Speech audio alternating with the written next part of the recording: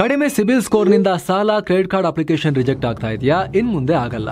SBM Z credit card ಬಳಸಿ ಈಸಿಯಾಗಿ credit score ಅನ್ನ 750 ಗಿಂತ ಜಾಸ್ತಿ ಮಾಡ್ಕೋಬಹುದು. ಇದೊಂದು FD ಆಧಾರಿತ ಕಾರ್ಡ್. UPI ಬಳಸಿ ಕ್ರೆಡಿಟ್ ಕಾರ್ಡ್ ಬ್ಯಾಲೆನ್ಸ್ ಅನ್ನ ಖರ್ಚು ಮಾಡಬಹುದು. FD ಗೆ RBI ಗ್ಯಾರಂಟಿಯೊಂದಿಗೆ 7% ಇಂಟ್ರೆಸ್ಟ್ ಕೂಡ ಸಿಗುತ್ತೆ. 30 ದಿನದಲ್ಲೇ ಕ್ರೆಡಿಟ್ ಸ್ಕೋರ್ ನಲ್ಲಿ ಇಂಪ್ರೂವ್ಮೆಂಟ್ ಕೂಡ ನೋಡಬಹುದು. ಡಿಸ್ಕ್ರಿಪ್ಷನ್ ಹಾಗೂ ಪಿನ್ ಕಾಮೆಂಟ್ ನಲ್ಲಿರೋ ಲಿಂಕ್ ಮೂಲಕ Z ಆಪ್ ಡೌನ್ಲೋಡ್ ಮಾಡಿ.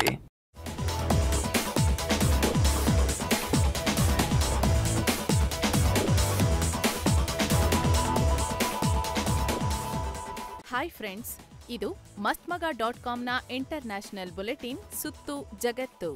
ವಿಶ್ವಸಂಸ್ಥೆಯಲ್ಲಿ ನಿಂತು ಕಾಶ್ಮೀರ ಸ್ವಾತಂತ್ರ್ಯ ಅಂತ ಭಾಷಣದುದ್ದಕ್ಕೂ ಭಾರತವನ್ನ ಕೆಣಕಿದ್ದ ಪಾಕ್ ಪ್ರಧಾನಿ ಶೆಹಬಾಜ್ ಶರೀಫ್ಗೆ ಅದೇ ವೇದಿಕೆಯಲ್ಲಿ ಈಗ ಭಾರತ ತಿರುಗೇಟು ಕೊಟ್ಟಿದೆ.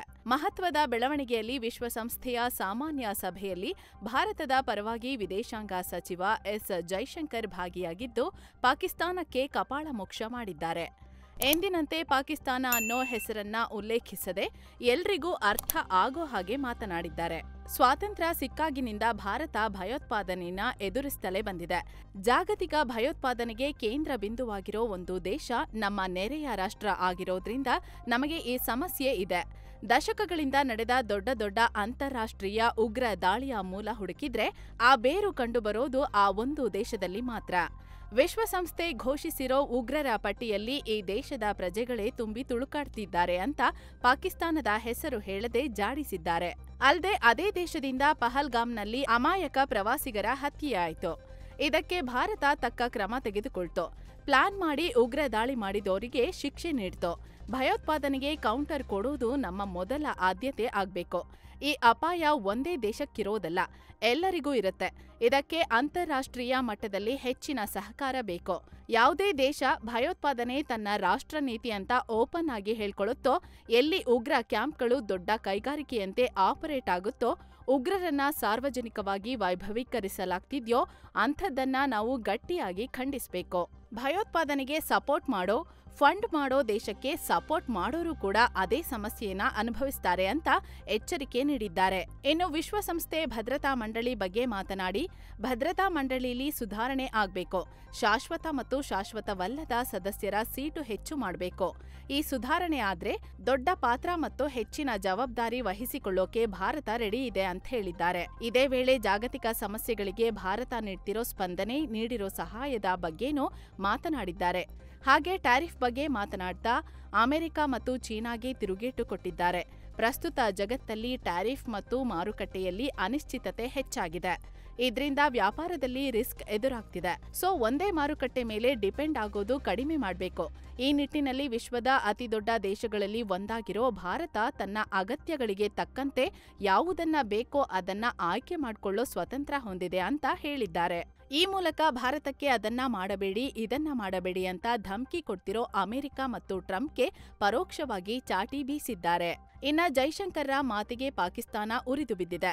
ಪಾಕಿಸ್ತಾನ ಅಂತ ಉಲ್ಲೇಖ ಮಾಡದಿದ್ರೂ ಜೈಶಂಕರ್ ಅವರ ಮಾತಿಗೆ ವಿಶ್ವಸಂಸ್ಥೆಯಲ್ಲಿರೋ ಪಾಕಿಸ್ತಾನದ ಪ್ರತಿನಿಧಿ ಪ್ರತಿಕ್ರಿಯೆ ನೀಡಿದ್ದಾರೆ. ಭಯೋತ್ಪಾದನೆ ಬಗ್ಗೆ ದುರುದ್ದೇಶಪೂರಿತ ಆರೋಪಗಳನ್ನ ಮಾಡಿ ಭಾರತ ಪಾಕಿಸ್ತಾನನ ದೂಷಿಸೋ ಪ್ರಯತ್ನ ಮಾಡಿದೆ. ಭಾರತ ಪುನಃ ಸುಳ್ಳು ಹೇಳ್ತಿದೆ ಅಂದಿದ್ದಾರೆ. ಇದಕ್ಕೆ ವಿಶ್ವಸಂಸ್ಥೆಯಲ್ಲಿನ ಭಾರತದ ಪರ್ಮನೆಂಟ್ ಮಿಷನ್ನ ಸೆಕೆಂಡ್ ಸೆಕ್ರೆಟರಿ ರೆಂಟಾಲಾ ಶ್ರೀನಿವಾಸ್ ರಿಯಾಕ್ಟ್ ಮಾಡಿ, ನಾವೇನು ನಿಮ್ಮ ಹೆಸರನ್ನ ಉಲ್ಲೇಖ ಮಾಡಿಲ್ಲ, ಆದ್ರೂ ಕೂಡ ಪ್ರತಿಕ್ರಿಯೆ ನೀಡಿದ್ದೀರಿ ಅಂದ್ರೆ ಪಾಕಿಸ್ತಾನ ಇಂಡೈರೆಕ್ಟ್ ಆಗಿ ತನ್ನ ಭಯೋತ್ಪಾದನೆ ಚಾಳಿಯನ್ನ ಒಪ್ಕೊಂಡ ಹಾಗಾಗಿದೆ. ಪಾಕಿಸ್ತಾನ ಕೇವಲ ನೆರೆಹೊರೆ ರಾಷ್ಟ್ರಗಳಿಗೆ ಮಾತ್ರವಲ್ಲ, ಇಡೀ ಜಗತ್ತಿಗೆ ದೊಡ್ಡ ಅಪಾಯ. ಟೆರರಿಸ್ತಾನ ಅದೆಷ್ಟು ಸುಳ್ಳು ಹೇಳಿದ್ರೂ ಸತ್ಯವನ್ನ ಮುಚ್ಚಿಡೋಕೆ ಸಾಧ್ಯವಿಲ್ಲ ಅಂತ ಭಾರತದ ಪ್ರತಿನಿಧಿ ಹೇಳಿದ್ದಾರೆ. ಇನ್ನು ಪಹಲ್ಗಾಮ್ ಉಗ್ರ ದಾಳಿಗೆ ಜಾಗತಿಕ ವೇದಿಕೆಯಲ್ಲಿ ಖಂಡನೆ ವ್ಯಕ್ತವಾಗಿದೆ. ಬ್ರಿಕ್ಸ್ ಕೂಟದ ನಾಯಕರು ಜಂಟಿ ಹೇಳಿಕೆ ಬಿಡುಗಡೆ ಮಾಡಿ ಪಹಲ್ಗಾಮ್ ದಾಳಿಗೆ ತೀವ್ರ ಖಂಡನೆ ವ್ಯಕ್ತಪಡಿಸಿದ್ದಾರೆ.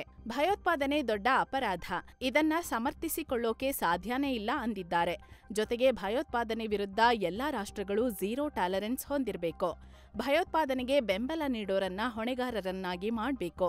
ಹಾಗೇನೇ ಭಯೋತ್ಪಾದನೆ ವಿರುದ್ಧ ಜಾಗತಿಕ ಕ್ರಮ ಕೈಗೊಳ್ಳಬೇಕು ಅಂತ ಹೇಳಿದ್ದಾರೆ. ಇನ್ನು ಪಾಕ್ನ social media star alias defence minister Khawaja Asif ಮತ್ತೆ ಇಂಟ್ರೆಸ್ಟಿಂಗ್ ಹೇಳಿಕೆ ನೀಡಿದ್ದಾರೆ. ನಮ್ದು ಹೈಬ್ರಿಡ್ ಮಾಡೆಲ್ ಸರ್ಕಾರ, ಇಲ್ಲಿ ಮಿಲಿಟರಿ ಮತ್ತು ಚುನಾಯಿತ ಸರ್ಕಾರವೇ ದೇಶವನ್ನ ಒಮ್ಮತದಿಂದ ಮುನ್ನಡೆಸ್ತಿವೆ ಅಂತ ಹೇಳಿದ್ದಾರೆ. ಇಂಟರ್ವ್ಯೂ ಒಂದರಲ್ಲಿ ಈ ತರ ಹೇಳಿದ್ದಾರೆ. ಇದೇ ವೇಳೆ ಫೀಲ್ಡ್ ಮಾರ್ಷಲ್ ಆಸಿಮ್ ಮುನೀರ್ ನಿಮ್ಗಿಂತ ಹೆಚ್ಚಿನ ಅಧಿಕಾರ ಹೊಂದಿದ್ದಾರಾ ಅಂತ ಪ್ರಶ್ನೆ ಕೇಳಲಾಯಿತು. ಇದಕ್ಕೆ ಉತ್ತರಿಸಿದ ಖ್ವಾಜಾ ಆಸಿಫ್, ಇಲ್ಲ ಹಾಗೇನಿಲ್ಲ, ನಾನು ಪೊಲಿಟಿಕಲ್ ಅಪಾಯಿಂಟ್ ಅಂದಿದ್ದಾರೆ, ಅಂದ್ರೆ ನನ್ನನ್ನ ಸರ್ಕಾರವೇ ಆಯ್ಕೆ ಮಾಡಿದ್ದು ಅಂತ ಹೇಳಿದ್ದಾರೆ. ಅಂದ್ಹಾಗೆ ಈ ಆಸಿಫ್ ಈ ರೀತಿ ಹೇಳೋದು ಇದೇ ಮೊದಲೇನಲ್ಲ. ಈ ಹಿಂದೆ ಕೂಡ ಪಾಕಿಸ್ತಾನ ಹೈಬ್ರಿಡ್ ಮಾಡೆಲ್ನಲ್ಲಿ ಅಧಿಕಾರ ನಡೆಸ್ತಿದೆ. ಇದರಲ್ಲಿ ಸೇನೆ ಪ್ರಮುಖ ಶಕ್ತಿಯನ್ನ ಹೊಂದಿದೆ. ಹಾಗೆ ಪಾಕಿಸ್ತಾನ ತನ್ನ ಆರ್ಥಿಕ ಸಮಸ್ಯೆಗಳಿಂದ ಹೊರಬರೋವರೆಗೂ ಈ ಸಿಸ್ಟಮ್ ಅವಶ್ಯಕತೆ ಇದೆ ಅಂತ ಹೇಳಿಕೆ ಕೊಟ್ಟಿದ್ರು. ಈಗ ಮತ್ತೆ ಅದೇ ರೀತಿ ಹೇಳಿಕೆ ಕೊಟ್ಟಿದ್ದಾರೆ. ಇದೆಲ್ಲದರ ನಡುವೆ ಇಸ್ರೇಲ್ ವರ್ಸಸ್ ಇಸ್ಲಾಮಿಕ್ ಗುಂಪುಗಳ ಹೊಡೆದಾಟದಲ್ಲಿ ಪಾಕಿಸ್ತಾನ ಕೂಡ ಏಟು ತಿಂದಿದೆ. ಯೆಮೆನ್ನ ಹೌತಿ ಕಂಟ್ರೋಲ್ನಲ್ಲಿರೋ ರಾಸ್ ಈಜಾ ಪೋರ್ಟ್ ಮೇಲೆ ಇಸ್ರೇಲ್ ಡ್ರೋನ್ ದಾಳಿ ಮಾಡಿತ್ತು. ಪರಿಣಾಮ ಅದು ಪಾಕ್ನ ಎಲ್ಪಿಜಿ ಟ್ಯಾಂಕರ್ಗೆ ಅಪ್ಪಳಿಸಿದೆ. ಎಲ್ಪಿಜಿ ಟ್ಯಾಂಕರ್ ಸ್ಫೋಟಗೊಂಡಿದೆ. ಇದರಲ್ಲಿ 24 ಪಾಕಿಸ್ತಾನ ಪ್ರಜೆಗಳು, 2 ಶ್ರೀಲಂಕಾ ಪ್ರಜೆಗಳು, ಮತ್ತೊಬ್ಬರು ನೇಪಾಳಿ ಪ್ರಜೆ ಸೇರಿದಂತೆ 27 ಸಿಬ್ಬಂದಿ ಇದ್ರು. ಆದ್ರೆ ಯಾವುದೇ ಪ್ರಾಣಾಪಾಯ ಸಂಭವಿಸಿಲ್ಲ. ನಂತರ ಪಾಕ್ ಪ್ರಜೆಗಳಿದ್ದ ಹಡಗನ್ನ ಹೌತಿಗಳು ಇಂಟರ್ಸೆಪ್ಟ್ ಮಾಡಿದ್ದಾರೆ. ಎಲ್ಲ ಸಿಬ್ಬಂದಿಯನ್ನ ಒತ್ತೆಯಾಳಾಗಿ ಇಟ್ಕೊಂಡು ನಂತರ ರಿಲೀಸ್ ಮಾಡಿದ್ದಾರೆ. ಈ ಮಾಹಿತಿಯನ್ನ ಪಾಕ್ನ ಇಂಟೀರಿಯರ್ ಮಿನಿಸ್ಟರ್ ಮೊಹಿಶಿನ್ ನಖ್ವಿ ಬಹಿರಂಗಪಡಿಸಿದ್ದಾರೆ. ಸೆಪ್ಟೆಂಬರ್ 17ರಂದು ಈ ಘಟನೆ ನಡೆದಿದೆ. ವಿಶ್ವಸಂಸ್ಥೆಯ ಭದ್ರತಾ ಮಂಡಳಿಯಲ್ಲಿ ಭಾರತಕ್ಕೆ ಶಾಶ್ವತ ಸದಸ್ಯತ್ವ ನೀಡಬೇಕು ಅನ್ನೋ ಕೂಗು ಹೆಚ್ಚಾಗ್ತಿದೆ. ಭೂತಾನ್ ಬಳಿಕ ರಷ್ಯಾ ಮತ್ತೆ ಜಾಗತಿಕ ವೇದಿಕೆಯಲ್ಲಿ ಭಾರತದ ಪರ ಧ್ವನಿ ಎತ್ತಿದೆ. ವಿಶ್ವಸಂಸ್ಥೆಯ ಭದ್ರತಾ ಮಂಡಳಿಯಲ್ಲಿ ಮಹತ್ವದ ಸುಧಾರಣೆ ತರಬೇಕು, ಏಷ್ಯಾ, ಆಫ್ರಿಕಾ ಹಾಗೂ ಲ್ಯಾಟಿನ್ ಅಮೆರಿಕಾದ ಪ್ರಾತಿನಿಧ್ಯವನ್ನ ಹೆಚ್ಚಿಸಬೇಕಾಗಿದೆ. ಈ ನಿಟ್ಟಿನಲ್ಲಿ ಬ್ರೆಜಿಲ್ ಹಾಗೂ ಭಾರತಕ್ಕೆ ವಿಶ್ವಸಂಸ್ಥೆಯಲ್ಲಿ ಖಾಯಂ ಮೆಂಬರ್ಶಿಪ್ ನೀಡಬೇಕು ಅಂತ ರಷ್ಯಾದ ವಿದೇಶಾಂಗ ಮಂತ್ರಿ ಸರ್ಗೈ ಲಾವ್ರೋವ್ ಒತ್ತಾಯ ಮಾಡಿದ್ದಾರೆ. ಇನ್ನೊಂದ್ ಕಡೆ ಇದೇ ಲಾವ್ರೋವ್ ರಷ್ಯಾದಿಂದ ಭಾರತ ತೈಲ ಖರೀದಿಸೋ ವಿಚಾರವಾಗಿಯೂ ಮಹತ್ವದ ಹೇಳಿಕೆ ನೀಡಿದ್ದಾರೆ. ಅಮೆರಿಕ ವಿಧಿಸಿರೋ ಟ್ಯಾರಿಫ್ ಸ್ಯಾಂಕ್ಷನ್ಸ್ನಿಂದಾಗಿ ಭಾರತ ರಷ್ಯಾ ಸಂಬಂಧದ ಮೇಲೆ ಏನೂ ಎಫೆಕ್ಟ್ ಆಗೋದಿಲ್ಲ. ತೈಲ ಖರೀದಿ ವಿಚಾರವಾಗಿ ಭಾರತ ಈಗಾಗಲೇ ಸ್ಪಷ್ಟನೆ ನೀಡಿದೆ. ತಮಗೆ ಎಲ್ಲಿಂದ ಬೇಕೋ ಅಲ್ಲಿಂದ ತೈಲ ತರಿಸಿಕೊಳ್ಳೋದಾಗಿ ಹೇಳಿದೆ. ಒಂದ್ ವೇಳೆ ಅಮೆರಿಕ ಭಾರತದ ಜೊತೆ ವ್ಯಾಪಾರ ವೃದ್ಧಿಸಿಕೊಳ್ಳೋಕೆ ಬಯಸಿದ್ರೆ ಅದಕ್ಕಾಗಿ ಮಾತುಕತೆಗೆ ಭಾರತ ರೆಡಿ ಇದೆ. ಬಟ್ ಬೇರೆ ದೇಶಗಳೊಂದಿಗಿನ ಸಂಬಂಧ ಮೇಂಟೈನ್ ಮಾಡೋ ವಿಚಾರದಲ್ಲಿ ಅಮೆರಿಕ ಸೇರಿದಂತೆ ಯಾವುದೇ ಬೇರೆ ದೇಶದ ಪ್ರಭಾವಕ್ಕೆ ಭಾರತ ಒಳಗಾಗೋದಿಲ್ಲ ಅಂತ ಹೇಳಿದ್ದಾರೆ. ಅಲ್ಲದೆ ನಾವು ಭಾರತದೊಂದಿಗೆ ರೆಗ್ಯುಲರ್ ಆಗಿ ಕಾಂಟ್ಯಾಕ್ಟ್ನಲ್ಲಿದ್ದೀವಿ. ಪಿಎಂ ಮೋದಿ ಹಾಗೂ ಪ್ರೆಸಿಡೆಂಟ್ ಪುಟಿನ್ ಇತ್ತೀಚೆಗೆ ಚೀನಾದಲ್ಲಿ ನಡೆದ Shanghai cooperation organisation SCO meeting ವೇಳೆ ಮಾತುಕತೆ ನಡೆಸಿದ್ರು. ಇನ್ನು ಡಿಸೆಂಬರ್ನಲ್ಲಿ ಇಬ್ರು ನಾಯಕರು ಮತ್ತೊಂದು ಸುತ್ತಿನ ಮಾತುಕತೆ ನಡೆಸಬಹುದು. ಇದಕ್ಕಾಗಿ ಪುಟಿನ್ ಭಾರತಕ್ಕೆ ಬರೋ ಸಾಧ್ಯತೆ ಇದೆ. ಇದಕ್ಕಾಗಿ ತಯಾರಿ ನಡೀತಿದೆ ಅಂತ ಲಾವ್ರೋವ್ ಹೇಳಿದ್ದಾರೆ. ಇಸ್ರೇಲ್ ಮತ್ತು ಇರಾನ್ಗೆ ಸಂಬಂಧಪಟ್ಟಂತೆ ಮತ್ತೊಂದು ಸ್ಫೋಟಕ ಮಾಹಿತಿ ಹೊರಬಿದ್ದಿದೆ. ಬೇಹುಗಾರಿಕೆ ಮಾಡೋಕೆ ಇರಾನ್ ಇಂಟೆಲಿಜೆನ್ಸ್ ಏಜೆನ್ಸಿ ಸುಮಾರು 100ಕ್ಕೂ ಹೆಚ್ಚು ಇಸ್ರೇಲಿಗರಿಗೆ ಕರೆ ಮಾಡಿದೆ ಅಂತ ಖುದ್ದು ಇಸ್ರೇಲ್ ಪೊಲೀಸರು ಈ ಶಾಕಿಂಗ್ ಮಾಹಿತಿಯನ್ನ ರಿವೀಲ್ ಮಾಡಿದ್ದಾರೆ. ಶನಿವಾರ ಮುಂಜಾನೆ 100 ಇಸ್ರೇಲಿಗರಿಗೆ ಅಪರಿಚಿತ ನಂಬರ್ನಿಂದ ಕಾಲ್ ಬಂದಿದೆ. ಅಲ್ಲಿ ನೇಮಕಾತಿ ಆಫರ್ ಮುಂದಿಡಲಾಗಿದೆ. ಇನ್ನು ಈ ಕಾಲ್ ರೆಕಾರ್ಡ್ ಅನ್ನ ಕೂಡ ಇಸ್ರೇಲ್ನ ವೈನೆಟ್ ನ್ಯೂಸ್ ವೆಬ್ಸೈಟ್ ಅಲ್ಲಿ ಪೋಸ್ಟ್ ಮಾಡಲಾಗಿದೆ. ಇದರಲ್ಲಿ ರೋಬೋಟಿಕ್ ತರಹದ ಧ್ವನಿಯೊಂದು ಇರಾನ್ ಇಂಟೆಲಿಜೆನ್ಸ್ ಅರ್ಹ ಏಜೆಂಟ್ರನ್ನ ಹುಡುಕ್ತಿದೆ. ಸ್ಯಾಲರಿ ಮತ್ತು ಭದ್ರತೆಯನ್ನ ಕೂಡ ನೀಡುತ್ತೆ ಅಂತ ಹೇಳಲಾಗಿದೆ. ಸದ್ಯ ಈ ಬಗ್ಗೆ ತನಿಖೆ ಶುರು ಮಾಡಿದ್ದಾರೆ. ಅಂದ್ಹಾಗೆ ಕಳೆದ ವರ್ಷ ಇರಾನ್ ಪರ ಬೇಹುಗಾರಿಕೆ ಮಾಡಿದ್ದಕ್ಕಾಗಿ ಹಲವಾರು ಜನರನ್ನ ಇಸ್ರೇಲ್ ಅಧಿಕಾರಿಗಳು ಅರೆಸ್ಟ್ ಮಾಡಿದ್ರು. ಕೆಲವರು ಸೋಷಿಯಲ್ ಮೀಡಿಯಾಗಳ ಮೂಲಕ ರಿಕ್ರೂಟ್ ಆಗಿದ್ದಾರೆ ಅಂತ ಆರೋಪಿಸಲಾಗಿತ್ತು. ಈಗ ಈ ಮಾಹಿತಿ ಹೊರಬಿದ್ದಿದೆ.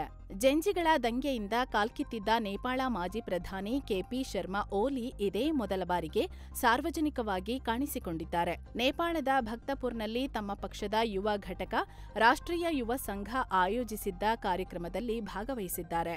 ಈ ವೇಳೆ ನಮ್ಮ ಪಕ್ಷ ನೇಪಾಳದಲ್ಲಿ ಪ್ರಜಾಪ್ರಭುತ್ವ ಮತ್ತು ಕಾನೂನನ್ನ ಮರಳಿ ತರುತ್ತೆ ಅಂದಿದ್ದಾರೆ. ದೇಶವನ್ನ ಪ್ರಜಾಪ್ರಭುತ್ವ ಮತ್ತು ರಾಜಕೀಯದ ಟ್ರ್ಯಾಕ್ಗೆ ತರಬೇಕು ಮತ್ತು ಕಾನೂನು ಸುವ್ಯವಸ್ಥೆನ ಪುನರ್ ಸ್ಥಾಪಿಸಬೇಕು ಅಂದಿದ್ದಾರೆ.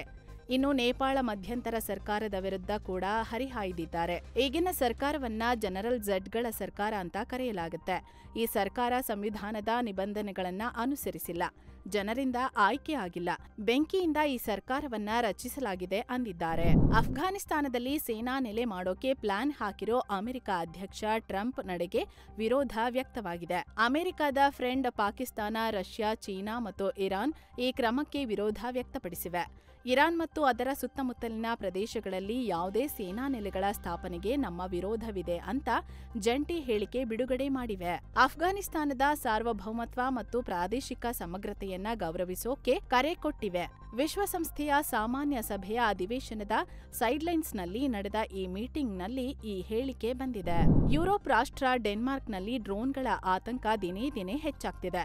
ಇಷ್ಟು ದಿನ ಏರ್ಪೋರ್ಟ್ಗಳ ಬಳಿ ಹಾರಾಡ್ತಿದ್ದ ಡ್ರೋನ್ಗಳು ಇದೀಗ ಸೇನಾ ನೆಲೆಗಳ ಸಮೀಪ ಹಾರಾಡೋಕೆ ಶುರು ಮಾಡಿವೆ. ಡೆನ್ಮಾರ್ಕ್ನ ಕರೂಪ್ನಲ್ಲಿರೋ ಅತಿ ದೊಡ್ಡ ವಾಯುನೆಲೆ ಸೇರಿ ಹಲವು ಸೇನಾ ನೆಲೆಗಳ ಬಳಿ ಅಪರಿಚಿತ ಡ್ರೋನ್ ಹಾರಾಟ ನಡೆಸಿವೆ. ಇದು ನಮ್ಮ ದೇಶದ ಮೇಲಾಗ್ತಿರೋ ಹೈಬ್ರಿಡ್ ದಾಳಿ ಅಂತ ಅಲ್ಲಿನ ಅಧಿಕಾರಿಗಳು ಹೇಳಿದ್ದಾರೆ. ಜೊತೆಗೆ ಇದೇ ರೀತಿಯ ಡ್ರೋನ್ಗಳು ಜರ್ಮನಿ, ನಾರ್ವೆ, ಲಿಥುವೇನಿಯಾದಲ್ಲೂ ಕೂಡ ಹಾರಾಟ ನಡೆಸಿವೆ ಅಂತ ಹೇಳಲಾಗ್ತಿದೆ. ಹೀಗಾಗಿ ಯುರೋಪ್ ದೇಶಗಳಲ್ಲಿ ಆತಂಕದ ವಾತಾವರಣ ಸೃಷ್ಟಿಯಾಗ್ತಿದೆ. ಇನ್ನು ಈ ರೀತಿ ಡ್ರೋನ್ಗಳ ಹಾವಳಿ ಶುರುವಾದ ಬೆನ್ನಲ್ಲೇ ನ್ಯಾಟೋ ಹೈ ಅಲರ್ಟ್ ಆಗಿದೆ. ಬಾಲ್ಟಿಕ್ ಸಮುದ್ರದಲ್ಲಿ ತನ್ನ ಪ್ರೆಸೆನ್ಸ್ ಅನ್ನ ಮತ್ತಷ್ಟು ಬಲಪಡಿಸಿದೆ. ತನ್ನ ಬಾಲ್ಟಿಕ್ ಸಿ ಮಿಷನ್ಗೆ air defence, free gate surveillance assets ಸೇರಿದಂತೆ ಇತರೆ ಸೇನಾ ಮೂಲ ಸೌಕರ್ಯಗಳನ್ನ ಕಳಿಸಿಕೊಟ್ಟಿದೆ. ಇನ್ನು ಅತ್ತ ವಿಶ್ವಸಂಸ್ಥೆ ಇರಾನ್ನ ನ್ಯೂಕ್ಲಿಯರ್ ಪ್ರೋಗ್ರಾಂ ಮೇಲೆ ನಿರ್ಬಂಧ ಹಾಕಿದೆ. ಇದರ ಬೆನ್ನಲ್ಲೇ ಈಗ ಇರಾನ್ ಕೆಲ ಯುರೋಪ್ ದೇಶಗಳ ಸಂಬಂಧದಲ್ಲಿ ದೊಡ್ಡ ಕ್ರಮ ತಗೊಂಡಿದೆ. ಫ್ರಾನ್ಸ್, ಬ್ರಿಟನ್ ಹಾಗೂ ಜರ್ಮನಿಯಲ್ಲಿರೋ ತನ್ನ ರಾಯಭಾರಿಗಳನ್ನ ಇರಾನ್ಗೆ ವಾಪಸ್ ಕರೆಸಿಕೊಂಡಿದೆ. ಈ ಬಗ್ಗೆ ಇರಾನ್ನ ವಿದೇಶಾಂಗ ಇಲಾಖೆ ಮಾಹಿತಿ ನೀಡಿದೆ.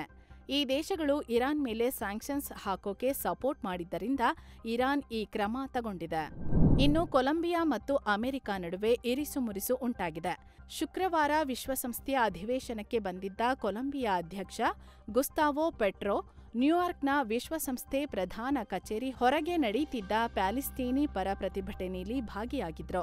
ಅಧ್ಯಕ್ಷ ಡೊನಾಲ್ಡ್ ಟ್ರಂಪ್ ನೀಡೋ ಆದೇಶಗಳನ್ನ ಪಾಲಿಸಬೇಡಿ ಅಂತ ಅಮೆರಿಕ ಸೈನಿಕರಿಗೆ ಒತ್ತಾಯಿಸಿದ್ರು.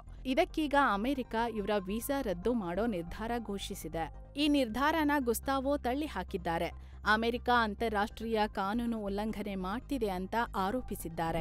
ಅಮೆರಿಕದ ಅರಿಜೋನಾ ರಾಜ್ಯದಲ್ಲಿ ಧಾರಾಕಾರ ಮಳೆ ಸುರಿದು ಹಠಾತ್ ಪ್ರವಾಹ ಪರಿಸ್ಥಿತಿ ಉಂಟಾಗಿದೆ. ಪರಿಣಾಮ ಕನಿಷ್ಠ 4 ಪ್ರಾಣ ಕಳ್ಕೊಂಡಿದ್ದಾರೆ. ಅಲ್ಲಿನ ಗ್ಲೋಬ್ ಸಿಟಿಲಿ ಪರಿಸ್ಥಿತಿ ಸಂಪೂರ್ಣ ಹದಗೆಟ್ಟಿದೆ. ನೀರಿನ ರಭಸಕ್ಕೆ ವಾಹನಗಳೆಲ್ಲ ನೀರಿನಲ್ಲಿ ತೇಲ್ತಿರೋ ವಿಡಿಯೋಗಳು ಸೋಷಿಯಲ್ ಮೀಡಿಯಾದಲ್ಲಿ ವೈರಲ್ ಆಗ್ತಿವೆ. ಅರ್ಜೆಂಟೀನಾದಲ್ಲಿ ಭಾರೀ ಪ್ರತಿಭಟನೆ ಭುಗಿಲೆದ್ದಿದೆ. ಸೋಷಿಯಲ್ ಮೀಡಿಯಾದಲ್ಲಿ ಲೈವ್ ಸ್ಟ್ರೀಮ್ ಮಾಡ್ತಿದ್ದ 3 ಯುವತಿಯರನ್ನ ಹತ್ಯೆ ಮಾಡಲಾಗಿತ್ತು. ಈ ಕ್ರೂರ ಘಟನೆಗೆ ನ್ಯಾಯ ಕೊಡಿಸಿ ಅಂತ ಸಾವಿರಾರು ಜನ ಬೀದಿಗಿಳಿದು ಪ್ರತಿಭಟನೆ ಶುರು ಮಾಡಿದ್ದಾರೆ. ಅರ್ಜೆಂಟೀನಾದ ರಾಜಧಾನಿಯಲ್ಲಿ ಈ ಪ್ರತಿಭಟನೆ ಶುರುವಾಗಿದೆ. 3 ಯುವತಿಯರನ್ನ ಮಾದಕ ವಸ್ತು ಕಳ್ಳ ಸಾಗಾಣೆ ಗ್ಯಾಂಗ್ ಹತ್ಯೆ ಮಾಡಿದೆ ಅಂತ ಹೇಳಲಾಗ್ತಿದೆ. ಸದ್ಯ 5 ಶಂಕಿತರನ್ನ ಅಲ್ಲಿನ ಪೊಲೀಸರು ಅರೆಸ್ಟ್ ಮಾಡಿದ್ದಾರೆ. ಹೆಚ್ಚಿನ ತನಿಖೆ ಮುಂದುವರೆಸಿದ್ದಾರೆ. ಇನ್ನು ಅಮೆರಿಕದ ಒರೆಗಾನ್ ಪ್ರಾಂತ್ಯದ ಪೋರ್ಟ್ ಲ್ಯಾಂಡ್ ಸಿಟಿಗೆ ಸೇನೆ ನಿಯೋಜಿಸಿ ಅಂತ ಟ್ರಂಪ್ ಆದೇಶ ಹೊರಡಿಸಿದ್ದಾರೆ. ಅಲ್ಲದೆ ಪೋರ್ಟ್ ಲ್ಯಾಂಡ್ ಯುದ್ಧ ವಲಯ ಆಗೋಗಿದೆ. ಇಲ್ಲಿ ಅಗತ್ಯ ಬಿದ್ರೆ ದೇಶದೊಳಗಿನ ಶತ್ರುಗಳ ವಿರುದ್ಧ ಕ್ರಮ ತೆಗೆದುಕೊಳ್ಳೋಕೆ ಫುಲ್ ಫೋರ್ಸ್ ಬಳಸ್ತೀವಿ ಅಂತ ಹೇಳಿದ್ದಾರೆ. ಅಂಟಿಫಾ ಮತ್ತು ಇತರ ಭಯೋತ್ಪಾದಕ ಗುಂಪುಗಳಿಂದ ಇಮಿಗ್ರೇಷನ್ ಅಂಡ್ ಕಸ್ಟಮ್ಸ್ ಎನ್ಫೋರ್ಸ್ಮೆಂಟ್ ಫೆಸಿಲಿಟಿಗಳನ್ನ ರಕ್ಷಿಸೋಕೆ ಈ ಕ್ರಮ ತಗೊಂಡಿದ್ದೀವಿ ಅಂತ ಹೇಳಿದ್ದಾರೆ. ಸೊ ಫ್ರೆಂಡ್ಸ್, ಇದಾಗಿತ್ತು ಇವತ್ತಿನ ಜಗತ್ತಿನ ಸುತ್ತಾಟ. ಮತ್ತೆ ಭೇಟಿಯಾಗ್ತಿರೋಣ. ನಮಸ್ಕಾರ.